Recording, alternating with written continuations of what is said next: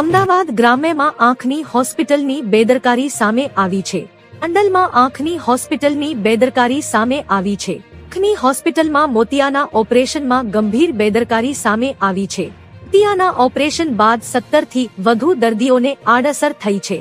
18 લોકોના મોતિયાના ઓપરેશન કરવામાં આવ્યા હતા. ઓપરેશન બાદ 5 લોકોને આંખની વધુ તકલીફો થઈ હતી.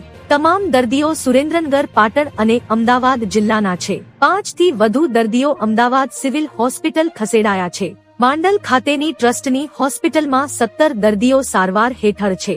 દર્દીઓને આંખથી દેખાતું ન હોવાની ફરિયાદ ઉઠી છે. સિવિલ હોસ્પિટલના આંખના તબીબો માંડલ ખાતે પહોંચ્યા છે.